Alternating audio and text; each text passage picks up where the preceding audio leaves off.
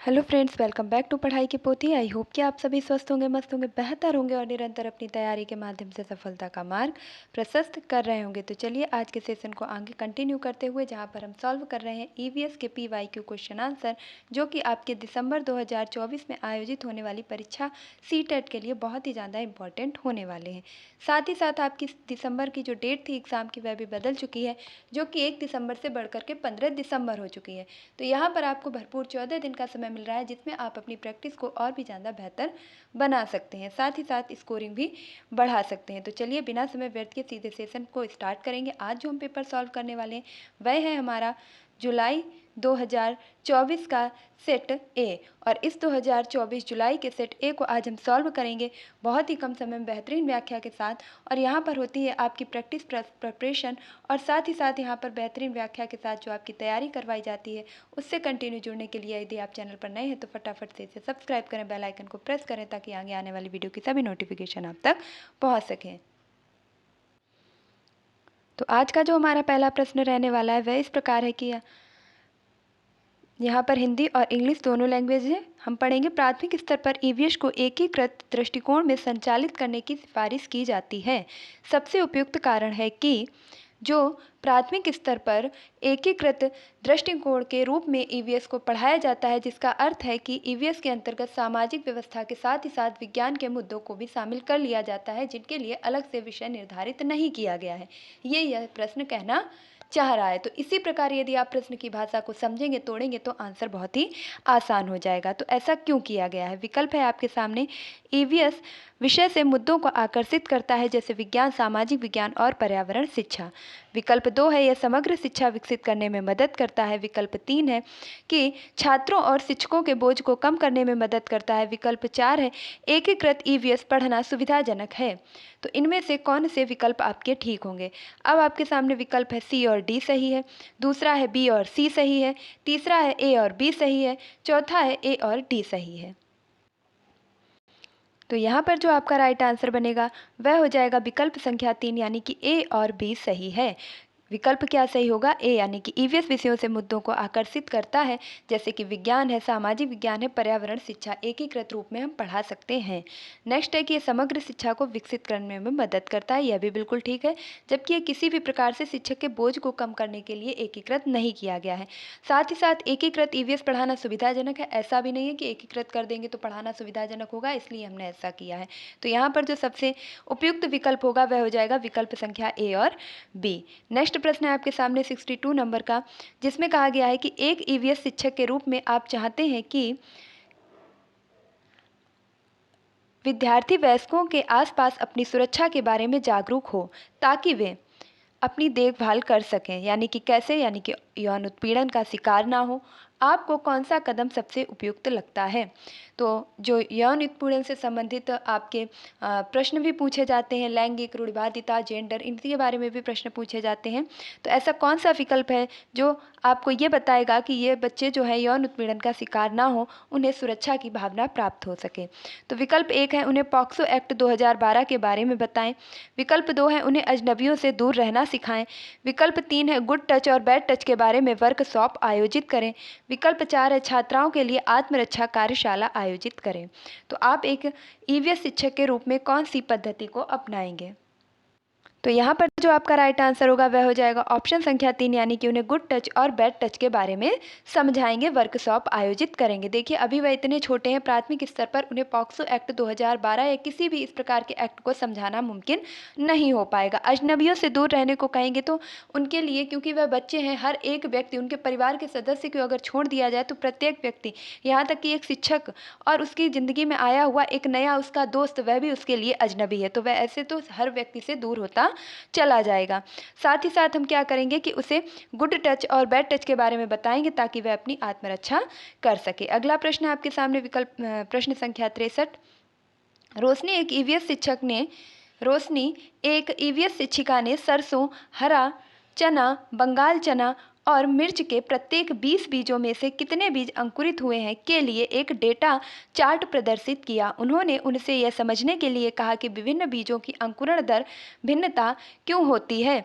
यह कौन से कौशल का आंकलन करना चाहती है। तो रोशनी एक जो कि शिक्षिका हैं, ईवीएस की हैं, उन्होंने बच्चों को अलग अलग प्रकार के बीज दिए हैं और उन बीजों में से कितने बीज अंकुरित हुए हैं और जो अंकुरण दर भिन्न है वह भिन्न क्यों है, इसके लिए एक डेटा चार्ट बनाने को कहा है। ऐसा करने के द्वारा वे क्या करना चाहती हैं।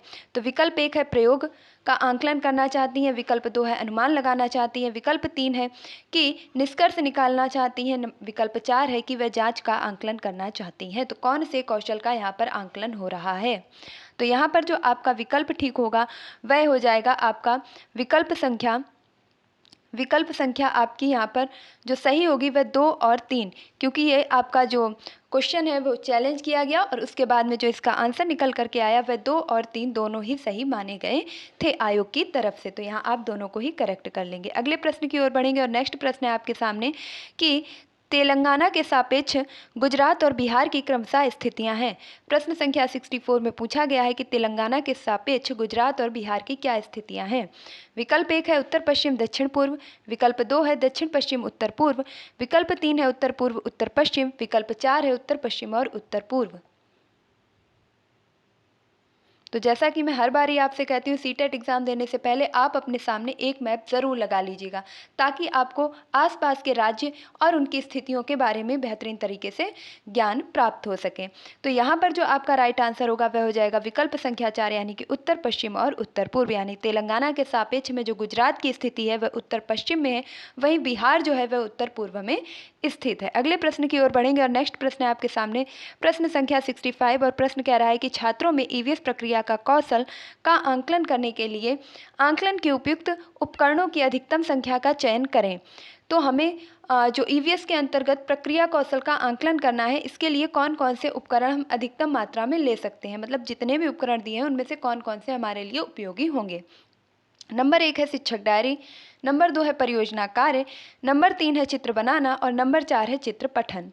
तो यहाँ पर अब आपके सामने विकल्प हैं ए, बी और सी, विकल्प 2 है बी, सी और डी, 3 है ए, सी, डी और 4 है ए, बी, डी।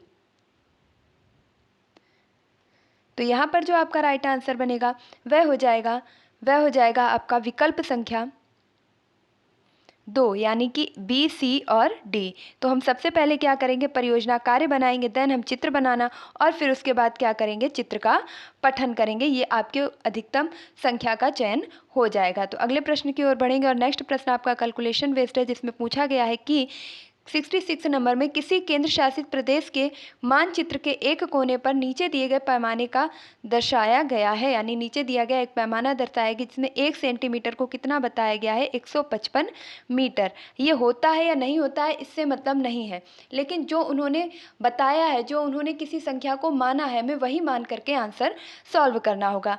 तो यदि कोई व्यक्ति इस मानचित्र पर दो शहरों के बीच की दूरी 19.7 सेंटीमीटर मापता है तो इन दोनों शहरों के बीच की वास्तविक दूरी क्या होगी। तो उसने पहले ही हमें बता दिया है कि 1 सेंटीमीटर बराबर 155 मीटर। तो जब 1 सेंटीमीटर बराबर 155 मीटर हो जाएगा तो यहाँ पर 19.7 सेंटीमीटर निकालना है। तो जब एक की कोई कीमत या कोई मूल्य आपको दिया गया है या कोई पैमाना आपको दिया गया है तो उसमें 19 का आप क्या करेंगे, 19.7 का आप गुणा कर देंगे। अगर आपको दशमलव का गुणा नहीं आता है, इसके लिए बहुत ही ज़्यादा इजली होगा कि आप क्या करेंगे, 19, 197 और 155 इनका गुणा कर लीजिए और गुणा करने के बाद जो भी आंसर आता है उसमें लास्ट के पीछे से एक डिजिट गिन करके दशमलव लगा दीजिए।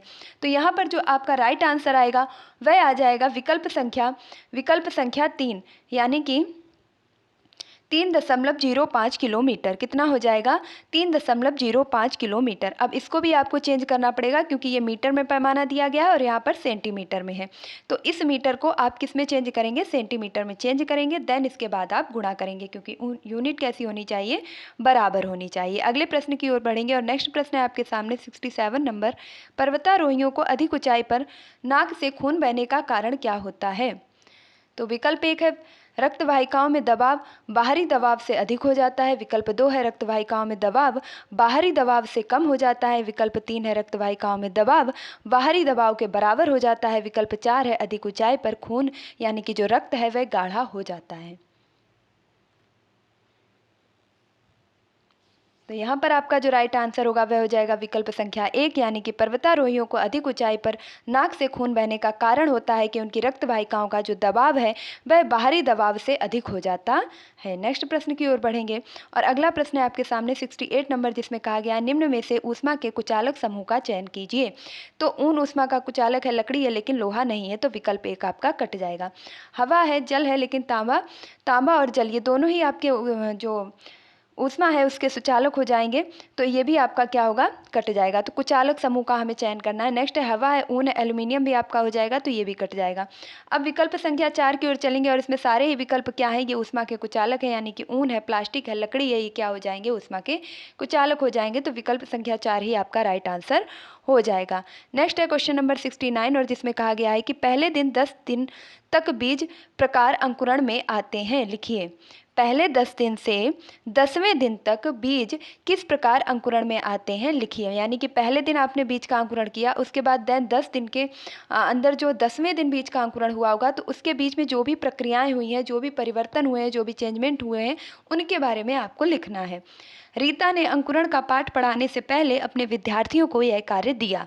वह अपने छात्रों की कौन सी क्षमता का आंकलन करना चाहती है। तो इसके पहले भी हमने अभी देखा था कि बीजों के अंकुरण से ही संबंधित प्रश्न था और ये अगला प्रश्न भी आपका बीजों के अंकुरण से ही संबंधित आ गया है। तो वह बीजों के अंकुरण के प्रकरण को पढ़ाने से पहले क्या कर रही है कि उस कार्य को करने के लिए दे रही है, बाद में उसको पढ़ाएगी। तो यहाँ पर वह कौन सा आंकलन करना चाहती है। विकल्प 1 है, ए है चित्र बनाने और प्रस्तुत करें। विकल्प 2 है यानी कि बी अनुमान करें कि अंकुरित बीज कैसे दिखेंगे। सी है निरीक्षण करें और रिकॉर्ड करें। डी है दी गई क्रियाकलाप से निष्कर्ष निकालें। इनमें से कौन कौन से विकल्प सही होंगे। विकल्प 1 है ए और बी सही है, 2 है बी और सी सही है, 3 है बी सी डी सही है, 4 है ए बी सी सही है।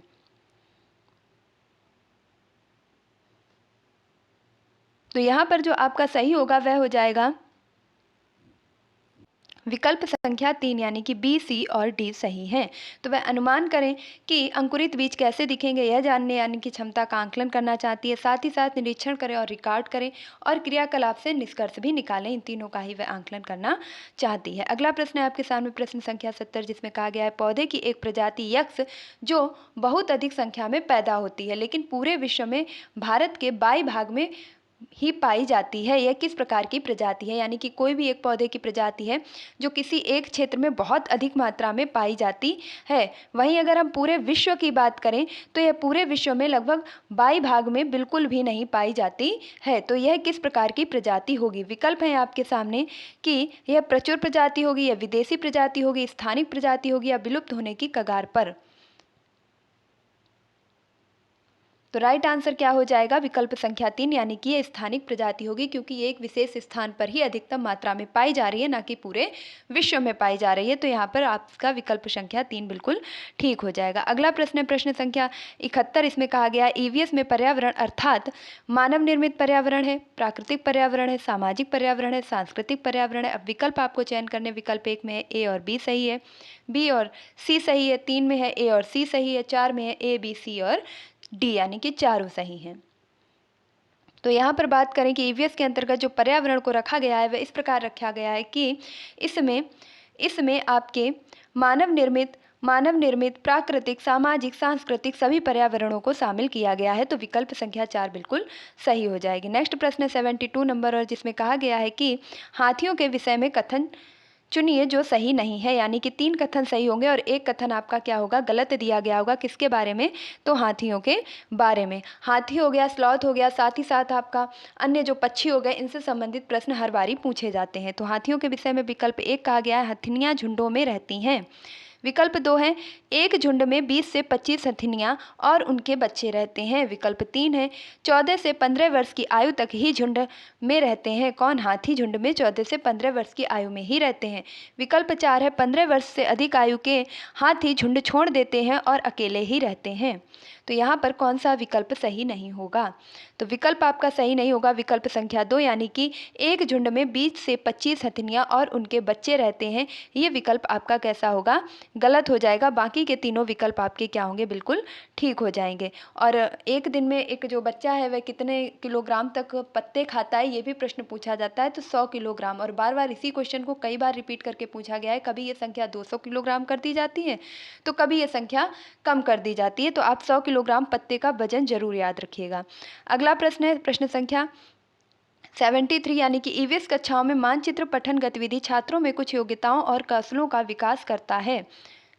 वे हैं, यानी कि ईवीएस के अंतर्गत हम मानचित्र और मानचित्र गतिविधि पठन कौशल के द्वारा क्या चीज़ बढ़ाना चाहते हैं। विकल्प 1 है स्थानों की सापेक्ष स्थिति को समझाना चाहते हैं। विकल्प 2 है स्थानों की दिशाओं को समझाना चाहते हैं। विकल्प सी है प्रतीक और पैमाने को समझाना चाहते हैं। विकल्प डी है नक्शे के अनुसार सटीक रूप से आरेखण, यानी कि पैमाने के नक्शे के अनुसार सटीक रूप से आरेखण कैसे करना है ये समझाना चाहते हैं। तो हम मानचित्र का पठन इसलिए करवाते हैं क्योंकि बच्चों में कौन सा कौशल विकसित हो सके। तो विकल्प 1 है ए बी सी तीनों, विकल्प 2 है बी सी डी, विकल्प 3 है ए सी डी और विकल्प 4 है बी और सी। तो यहाँ पर आपका विकल्प संख्या 1 ठीक होगा, यानी ए, बी और सी। तो मानचित्र पठन के द्वारा बच्चों में जो कौशल विकसित होगा वह होगा कि वह स्थानों की सापेक्ष स्थिति समझेंगे, दिशाओं के बारे में समझेंगे और पैमाने के प्रतीकों के बारे में भी समझेंगे। इनके लिए जो चिन्हों का प्रयोग किया जाता है वह रूढ़ चिन्ह होते हैं, इनको भी याद रखेंगे। अगला प्रश्न है नेक्स्ट, और यह दिशाओं से संबंधित प्रश्न पूछा गया है, जो कि थोड़ा रीजनिंग बेस्ड होता है और प्रत्येक वर्ष पूछा भी जाता है। आपका घर एक्स पर स्थित है तथा आपका विद्यालय वाई पर स्थित है। आपके घर से विद्यालय तक के लिए कोई सीधी सड़क नहीं जाती है। अभी आपको सॉल्व नहीं करना है, पहले पूरा पढ़ लेना है। अतः आप पहले ए पर जाते हैं, जो एक्स के ठीक उत्तर में लगभग 125 मीटर की दूरी पर स्थित है। तो यक्ष के ठीक उत्तर में, तो मान लिया कहीं यक्ष ये है, क्योंकि ऊपर उत्तर दिशा होती है, नीचे दक्षिण होती है, इधर आपकी पूरब होती है और इधर आपकी पश्चिम होती है। तो उसने क्या किया है कि अतः आप पहले ए पर जाते हैं, जो यक्ष के ठीक उत्तर में लगभग 125 मीटर की दूरी पर है। तो यक्ष के हम सीधा उत्तर में जाएंगे, कितना जाएंगे? 125 मीटर, और कहाँ पहुँच जाएंगे? ए पर पहुँच जाएंगे। फिर आप बी पर जाते हैं, जो कि ठीक पश्चिम में, फिर आप बी पर जाते हैं जो ए के ठीक पश्चिम में 75 मीटर की दूरी पर है। तो ए का ठीक पश्चिम कहाँ होगा? तो इसका ठीक पश्चिम इधर हो जाएगा, और कितनी दूरी पर है? तो ये अब आपका 75 मीटर की दूरी पर है। बिंदु कौन सा मिल गया? बी मिल गया। फिर आप सी पर जाते हैं, जो बी के ठीक उत्तर में लगभग 150 मीटर की दूरी पर है। अब बी से सी पर जाएंगे और फिर उत्तर की ओर जाना है। कितनी दूरी चलनी है? तो 150 मीटर चलनी है, और ये कहाँ पर पहुँच गए हैं? उत्तर पर पहुँच गए हैं, और कौन से बिंदु पर? सी पर पहुँच गए हैं। और अंत में आप बाई पर अपने विद्यालय पहुंचते हैं, जो सी के ठीक पूर्व में 75 मीटर दूरी पर है। अब बाई पर जाना है तो सी के पूर्व में 75 मीटर और चलना पड़ेगा, और फिर हम बाई पर पहुंच जाएंगे। बाई आपके विद्यालय के सापेक्ष यक्ष पर आपके घर की सही दिशा क्या है? यानी कि आपके घर से और विद्यालय के बीच की सही दिशा पूछी जा रही है। तो हमने यक्ष से चलना प्रारंभ किया था, ये हमारी दिशा थी। और यहाँ से अगर हम अपना ग्राफ क्लियर करें तो ये हमारी दिशा कौन सी निकल रही है? ये हमारी दिशा निकल रही है उत्तर और पूर्व। कौन सी निकल रही है? 1 सेकेंड। यहाँ पर जो आपका राइट आंसर बनेगा वह हो जाएगा विकल्प संख्या 2, यानी कि ठीक दक्षिण। कौन सी बन रही है?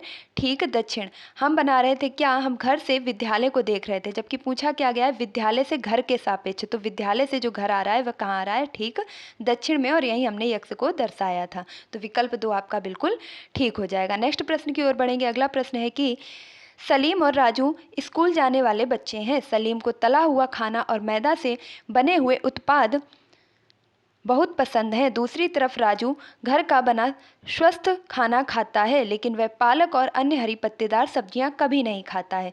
दोनों को निम्नलिखित में से क्रमशः किस प्रकार या किस विकार से पीड़ित होने की संभावना है? विकल्प 1 है स्कर्वी और अनीमिया, विकल्प 2 है क्वाशिकोर और अनीमिया, विकल्प 3 है मोटापा और अनीमिया, विकल्प 4 है पेलग्रा और अनीमिया। तो जो पहला बच्चा है वह क्या करता है? मैदा से और तले भुने चीज़ों से बनी हुई चीज़ों को खाता है, और जो दूसरा बच्चा है वह घर हल्का तो खाना खाता है, लेकिन कभी भी वह पालक और हरी पत्तेदार सब्जियां नहीं खाता है, यानी कि दूसरा बच्चा पूर्णतः आपका एनीमिया से शिकार होने वाला है। तो एनीमिया आपका चारों विकल्प में दिया गया है। और पहला बच्चा जो कि फैट यानी कि मैदा और तली भुनी चीज़ें खा रहा है, तो उसमें कौन सी चीज़ बढ़ जाएगी? उसमें बढ़ जाएगा आपका, यहाँ पर राइट आंसर हो जाएगा विकल्प संख्या 3 यानी कि मोटापा और एनीमिया। पहले बच्चे में मोटापा बढ़ेगा और दूसरे बच्चे में एनीमिया। नेक्स्ट प्रश्न है प्रश्न संख्या 76, जिसमें कहा गया निम्नलिखित में से उस समूह को चुनिए जो मिश्र धातुओं से बना हुआ है। तो विकल्प 1 है ब्रास ब्रांज लिथियम, 2 है मैग्नीशियम एल्यूमिनियम स्टील, 3 है स्टील ब्रास टिन और 4 है स्टील ब्रास ब्रांज। तो यहाँ पर आपका राइट आंसर हो जाएगा विकल्प संख्या 4 यानी कि स्टील ब्रास और ब्रांज। विकल्प क्या ठीक होगा? स्टील ब्रास और ब्रांज आपका बिल्कुल ठीक हो जाएगा। ये तीनों ही आपके मिश्र धातुओं से बने हुए हैं। नेक्स्ट प्रश्न है प्रश्न संख्या 77, जो कि अभिकथन और कारण से रिलेटेड है। तो इसमें कहा गया है कि ईवीएस की पाठ्य पुस्तकों में कहानियों और व्याख्याओं यानी कि आख्यानों का उपयोग किया गया है। क्यों किया गया है? क्योंकि उद्देश्य है कि बच्चे को संवेदनशील बनाना, क्योंकि वह कहानी में पात्रों के साथ तदानुभूति रख सकता है। पाठ्य पुस्तकें बच्चों को हमारे समाज के भीतर मौजूद व्यापक मतभेदों के प्रति संवेदनशील बनाना चाहिए। पाठ्य पुस्तकों को इस प्रकार हो जो बच्चों को व्यापक मतभेदों के बारे में संवेदनशील बना सकें। अब विकल्प हैं अभिकरण और कारण दोनों सही है। कारण अभिकथन की व्याख्या करता है। अभिकथन और कारण दोनों सही है, लेकिन कारण अभिकथन की व्याख्या नहीं करता है। अभिकथन सत्य है परंतु कारण असत्य है। अभिकथन असत्य है परंतु कारण सत्य है। तो यहाँ पर जो आपका राइट आंसर बनेगा वह बन जाएगा विकल्प संख्या 1 यानी कि अभिकथन और कारण दोनों सही हैं और कारण अभिकथन की सही व्याख्या भी करता है। नेक्स्ट प्रश्न है 78 नंबर, और 78 नंबर में कहा गया है कि पृथ्वी के आयतन में निम्नलिखित होते हैं। पृथ्वी के आयतन में निम्नलिखित होते हैं। विकल्प ए है 1% प्रॉपर्टी, बी है 84% यानी कि 84% मेंटल, सी है 15% क्रोण। ये भाग होता है पृथ्वी के आयतन के अंतर्गत। नेक्स्ट अब आपको सही विकल्प चुनना है कि केवल ए और बी सही है, 2 में है बी और सी सही है, 3 में है ए सी सही है, 4 में है ए बी सी सही है। तो राइट आंसर हो जाएगा ए बी और सी सही है। कौन सा सही हो जाएगा? ए बी और सी सही है, यानी कि तीनों ही विकल्प आपके क्या हैं? बिल्कुल ठीक दिए गए हैं। 79 नंबर में कहा गया है कि कारण और कथन से संबंधित अल बरूनी, इब्न बतूता जैसे यात्रियों ने भारत में विभिन्न देशों की यात्रा की। कारण क्या है? क्यों यात्रा की? यात्राओं से लोग एक दूसरे के विचारों को जानने का अवसर मिलता था। अब आपको विकल्प चुनना है। दोनों ए और आर सही है, आर ए की सही व्याख्या करता है।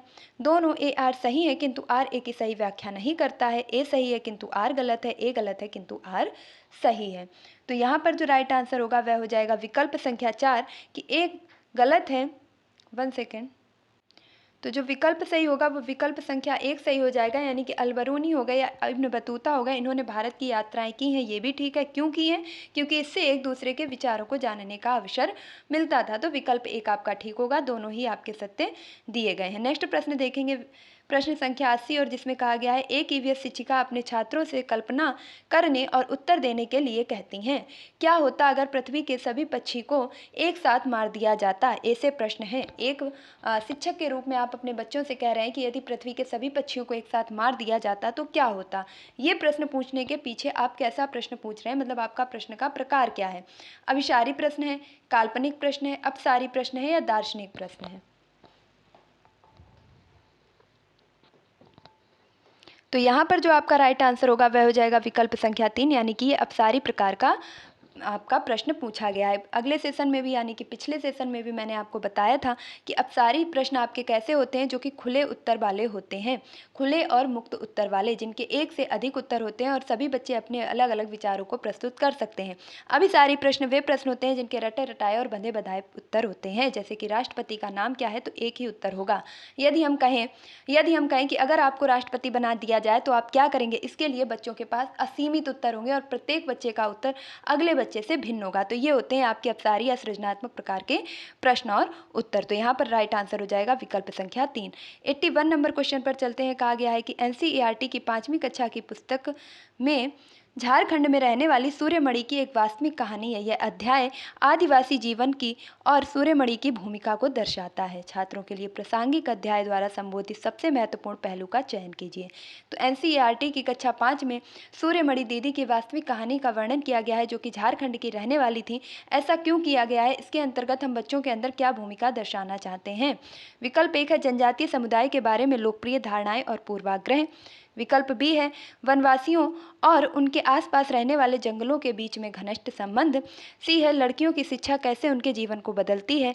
डी है जनजातीय आदिवासियों द्वारा उपयोग किए जाने वाले वन उत्पाद। अब इनमें से आपको जो 4 विकल्प दिए गए हैं, इनमें से सही का चयन करना है कि विकल्प 1 में कहा गया है ए, बी और सी सही है, 2 में कहा गया है बी, सी, डी सही है, 3 में कहा गया है ए, सी, डी सही है और 4 में कहा गया है कि बी और सी सही है। तो यहाँ पर आप अपने सही उत्तर का चयन करेंगे और यहाँ पर जो आपका राइट आंसर बनेगा वह हो जाएगा विकल्प संख्या 2 आपकी बिल्कुल ठीक हो जाएगी, यानी कि बी और सी सही है। बी क्या है कि जनजातीय समुदाय के बारे में जो लोकप्रिय पूर्वाग्रह धारणाएं हैं उनको समझने का प्रयास करेंगे। साथ ही साथ क्या करेंगे कि लड़कियों के जीवन में उनकी शिक्षा किस प्रकार बदलाव लाती है, इसके बारे में भी बच्चे समझ सकेंगे, जिससे उनके अंदर लैंगिक पूर्वाग्रह साथ ही साथ जो जेंडर रूढ़िवादिता है वह भी समाप्त होगी। तो विकल्प बी और सी आपका बिल्कुल ठीक हो जाएगा। नेक्स्ट प्रश्न है प्रश्न संख्या 82, जिसमें कहा गया निम्नलिखित में से कौन सा या कौन से पर्वतों की उत्पत्ति ज्वालामुखी से मानी जाती है। तो पहला है माउंट किलिमंजारो, बी है फ्यूजियामा, 3 है अल्पास पर्वत। अब विकल्प आपको चुनने हैं कि ए और सी सही है, दूसरा है बी और सी सही है, तीसरा है केवल सी सही है, चौथा है ए और बी सही है। तो राइट आंसर हो जाएगा कि ए और बी सही है, यानी कि माउंट किलिमंजारो और फ्यूजियामा ये आपके कहाँ से उत्पत्ति हुई है, तो ज्वालामुखी के द्वारा इनकी उत्पत्ति मानी जाती है। 83 नंबर के क्वेश्चन पर चलेंगे। कथन और कारण से संबंधित प्रश्न है, जिसमें कहा गया है कि कथन ए कौआ पेड़ की नीची डाली पर घोंसला बनाता है। कथन बी है व्यूअर पक्षी पत्तों को सीकर अपना घोंसला बनाता है। निम्नलिखित में से सही कोड को चुनिए कि ए और बी दोनों सही हैं, ए और बी दोनों गलत हैं। 3 है कि ए सही है परंतु बी गलत है, 4 है ए गलत है परंतु बी सही है। तो यहाँ पर जो आपका राइट आंसर होगा वह हो जाएगा विकल्प संख्या 3, यानी कि ए सही है परंतु बी गलत है, क्योंकि जो पत्तों को सी करके घोंसला बनाती है वह आपकी दर्जिन चिड़िया बनाती है। कौन बनाती है? दर्जिन चिड़िया। ये पत्तों को सी करके उसमें अपना घोंसला बनाती है। वहीं अगर हम चील की बात करें तो यह सबसे ऊँचे पेड़ की सबसे ऊँची डाली पर अपना घोंसला बनाती है। तो और कौआ कहाँ बनाएगा? तो पेड़ की नीची डाली पर बनाएगा। अगले प्रश्न की ओर बढ़ेंगे। 84 नंबर के क्वेश्चन में कहा गया है कि अभिकथन और कारण से संबंधित है। अभिकथन ये है अगर कोई तैरना नहीं जानता है तब भी मृत सागर में वह आसानी से तैर सकता है। ये बिल्कुल ठीक है। कारण क्या है? मृत सागर 1 लीटर पानी में 300 ग्राम नमक पाया जाता है, जो सबसे अधिक नमक सांद्रित सागर बनाता है। तो विकल्प आपके सामने है, दोनों ए आर सही है, आर ए की सही व्याख्या करता है। विकल्प 2 है दोनों ए आर सही है किंतु आर ए की सही व्याख्या नहीं करता है। विकल्प 3 है ए सही है किंतु आर गलत है। विकल्प 4 है ए गलत है किंतु आर सही है। तो यहाँ पर आपका राइट आंसर क्या होगा? तो क्वेश्चन नंबर 84 का जो आपका राइट आंसर होगा वह हो जाएगा विकल्प संख्या 1, यानी कि ए और आर दोनों सही है। आर ए की सही व्याख्या करता है। मृत सागर में पानी में जो नमक है उसकी सांद्रता अधिक होने के कारण वहाँ पर बिना आपको तैरते हुए, यानी कि आपको तैरना नहीं आता है, उसके बाद भी आप पानी में डूबेंगे नहीं। अगला प्रश्न है आपके सामने विकल्प 85 नंबर, जिसमें कहा गया है कि समर अपने छात्रों से अपने परिवार के सदस्यों से सलाह लेने के लिए कहता है। समर अपने छात्रों से अपने परिवार के सदस्यों से सलाह लेने के लिए कहता है कि वे अलग अलग तरीकों से पकाए गए अलग अलग खाद्य पदार्थों के नामों का पता लगाएं, जैसे कि भाप देना, भूनना, उबालना, तलना आदि। सबसे उपयुक्त कारण है। तो देखिए समर है वह अपने छात्रों से कहता है कि परिवार में जाकर के सदस्यों से पूछना कि उबालना क्या है, भूनना क्या है, भाप देना क्या है और इनके उपयुक्त जो तरीके हैं वह क्या है। इससे वह क्या करना चाहता है, बच्चों में क्या करना चाहता है? विकल्प 1 है प्रयोग को प्रोत्साहित करना चाहता है। विकल्प 2 सामाजिक अंतःक्रिया में सुधार करना चाहता है। विकल्प 3 है बच्चों को समूह में कार्य करने के अवसर प्रदान करना चाहता है। विकल्प 4 है गृह कार्य को प्रोत्साहित करना चाहता है। तो यहाँ पर जो आपका राइट आंसर होगा वह हो जाएगा विकल्प संख्या विकल्प संख्या आपकी जो सही होगी वह हो जाएगी विकल्प संख्या 2, यानी कि सामाजिक अंतःक्रिया में सुधार करना चाहता है। इससे वह क्या होगा कि परिवार के सभी सदस्यों से बारी बारी करके मिलेगा, साथ ही साथ वह कई चीज़ों को सीखेगा जिससे उसका सामाजिक जो वातावरण है वह भी उन्नत हो पाएगा। अगला प्रश्न है 86 नंबर, जिसमें कहा गया है कि निम्नलिखित में से कौन सा प्राथमिक स्तर पर ईवीएस पढ़ाने में अनुभवात्मक रणनीतियों को सबसे अच्छा दर्शाता है। तो ईवीएस के अंतर्गत जो अनुभव की रणनीतियाँ हैं प्राथमिक स्तर पर, उसको दर्शाने के लिए सबसे अच्छा तरीका क्या है। विकल्प 1 है चर्चा, बी है प्रदर्शन, सी है क्षेत्र भ्रमण, डी है कला एकीकृत शिक्षा। अब आपको चयन करना है कि विकल्प ए बी डी सही है, 2 में कहा गया है बी सी डी सही है, 3 में कहा गया है ए सी डी सही है, 4 में कहा गया है ए बी सी सही है। तो यहाँ पर जो आपका राइट आंसर बनेगा वह हो जाएगा विकल्प संख्या 3, यानी कि ए सी और डी सही है। चर्चा करेंगे, क्षेत्र भ्रमण करेंगे, कला एकीकृत शिक्षा करेंगे, तो ये आपके विकल्प ठीक हो जाएंगे। नेक्स्ट प्रश्न है प्रश्न संख्या 87, जिसमें कहा गया है ईवीएस पाठ्यचर्या सीखने के सामाजिक रचनावादी परिप्रेक्ष्य में तैयार किया गया है। कथन है 2, बच्चों के गहन अध्ययन के साथ बच्चों के सीखने के बारे में पियाजे के विचार सामाजिक रचनावादी परिप्रेक्ष्य का प्रतिनिधित्व करते हैं। तो कथन 1 सही है, दोनों सही हैं। कथन 1, 2 दोनों गलत हैं। कथन 1 सत्य है तो कथन 2 असत्य है। कथन 1 असत्य है परंतु कथन 2 सत्य है। तो यहाँ पर जो आपका राइट आंसर होगा वह हो जाएगा कि कथन 1 सत्य है परंतु कथन 2 असत्य है, क्योंकि पियाजे संज्ञानात्मक विकास पर अपने विचार देते हैं, ना कि सामाजिक रचनावादिता पर। इस पे कौन देते हैं, तो वाइगोस्की देते हैं। तो इसलिए विकल्प आपका 2 क्या होगा, पूरी तरीके से गलत हो जाएगा। नेक्स्ट प्रश्न है प्रश्न संख्या 88, भारत में 7:30 बजे शाम को उसी दिन 2 बजे शाम होगा, यानी कि जब भारत में 7:30 बजे होंगे शाम के, उसी समय 2 बजे कहाँ होंगे, उसी समय दिन में 2 कहाँ बजे होंगे। विकल्प 1 है लंदन में, विकल्प 2 है जापान में, विकल्प 3 है ढाका में, विकल्प 4 है कराची में। तो यहाँ पर अगर हम बात करें तो यहाँ पर राइट आंसर हो जाएगा लंदन में। विकल्प संख्या A is the right answer. 89 number question की बात करते हैं। निम्नलिखित में से कौन सी रणनीति यात्रा थीम को पढ़ाते समय जांच यानी कि इंक्वायरी को बढ़ावा देती है। तो हम थीम कौन सी पढ़ा रहे हैं, यात्रा के बारे में बच्चों को पढ़ा रहे हैं। तो इसमें जो जाँच को बढ़ावा देने के लिए हम क्या करेंगे, विकल्प 1 है छात्रों से परिवहन के विभिन्न साधनों के चित्र एकत्र करने के लिए कहना। विकल्प 2 है छात्रों से उनके या उनके पड़ोसियों के यात्रा के अनुभवों को बताने के लिए कहना। विकल्प 3 है छात्रों को पुरानी कारों पर डिजिटल प्रस्तुति देने के लिए कहना। विकल्प 4 है आसपास के क्षेत्रों में रुचि के विभिन्न स्थानों के चित्र बनाना, यानी कि आसपास के क्षेत्र में उनकी जो भी रुचि है उसके विभिन्न स्थानों पर चित्र बना देना। तो यहाँ पर जो राइट आंसर होगा वह क्या हो जाएगा, वह हो जाएगा विकल्प संख्या 2, यानी कि छात्र उनके या उनके आस पड़ोसियों के यात्रा के अनुभवों को बताने के लिए कहना। एक बच्चा जो कि प्राथमिक स्तर में है, जो कि अभी छोटा है, वो परिवहन के साधनों के चित्र एकत्र कहाँ से करेगा, और कर भी लेगा तो उससे वह कितना सीख पाएगा।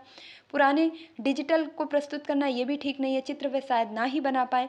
तो यहाँ पर राइट आंसर क्या होगा कि अपने या अपने पड़ोसियों के अनुभव को वो क्लास में साझा कर सकता है। और आज का हमारा लास्ट प्रश्न है जिसमें कहा गया है ईवीएस पढ़ाते समय एक शिक्षक निम्नलिखित विधियों का पालन करता है। कौन सी, तो सोचो, जोड़ो, साझा करो, पारस्परिक सहपाठी ट्यूशन जिज्ञासा, रणनीति, सहपाठी पुनरीक्षण, ये उदाहरण है। तो ये जो विधियां वह पालन कर रहा है, ये किस चीज़ का उदाहरण है। विकल्प 1 है सहपाठी समूह द्वारा सीखना, विकल्प 2 है रचनात्मक उपागम, विकल्प 3 है उपदेशात्मक उपागम, विकल्प 4 है आगमनात्मक उपागम। तो देखिए, सोचो, जोड़ो, साझा करो, सोचो, जोड़ो, साझा करो, पारस्परिक सहपाठी, यानी कि समूह में सीख रहे हैं, मिल करके सीख रहे हैं, तो उपदेश तो दे ही नहीं रहे हैं। आगमन निगमन जैसी विधि की बात नहीं की जा रही। आगमन विधि में लेकिन फिर भी याद रखेंगे, पहले उदाहरण दिया जाता है, उसके बाद नियम बताया जाता है। वहीं अगर निगमन विधि की बात की जाए तो ना से नियम, यानी पहले नियम बताया जाता है, उसके बाद उदाहरण बताया जाता है। तो यहाँ पर ऐसी बात नहीं हो रही है, रचनात्मक नहीं, बल्कि राइट आंसर क्या होगा, सहपाठी समूह द्वारा सीखना। विकल्प संख्या 1 आपकी बिल्कुल ठीक हो जाएगी। तो आज के हमारे जो ये 30 क्वेश्चन थे वह पूरी तरीके से कंप्लीट हो चुके हैं। आपने 30 में से कितने क्वेश्चंस राइट कर पाए कमेंट बॉक्स में ज़रूर बताइएगा, क्योंकि यही स्कोर आपका जब आपका धीरे धीरे बढ़ता चला जाएगा, एग्ज़ाम करीब आएगा, तो आप अपने आप में जो है ये समझ पाएंगे, जान पाएंगे कि मेरा स्कोर कितना बढ़ रहा है। अगर आप कमेंट्स बॉक्स में अपना जो स्कोर है वह शेयर करते रहेंगे, अगर शेयर नहीं करेंगे तो आप खुद भी भूलते जाएंगे कि मैंने अभी तक कितने प्रश्नों में सुधार कर पाया है और मेरी तैयारी किस जगह पर, किस लेवल पर चल रही है।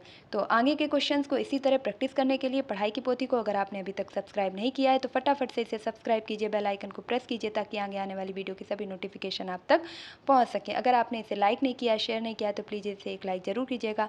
आपका एक लाइक मेरा काफ़ी हौसला बढ़ाता है, नेक्स्ट वीडियो लाने के लिए इंस्पायर करता है। तो मिलती हूँ अपने नेक्स्ट वीडियो में, तब तक के लिए खुश रहिए, मस्त रहिए, पढ़ाई में निरंतरता बनाए रखिए, अपने माता पिता गुरुजनों का सम्मान कीजिए, साथ ही साथ पढ़ाई की पोथी को सपोर्ट कीजिए। Thank you for watching this video. Please like, share and subscribe.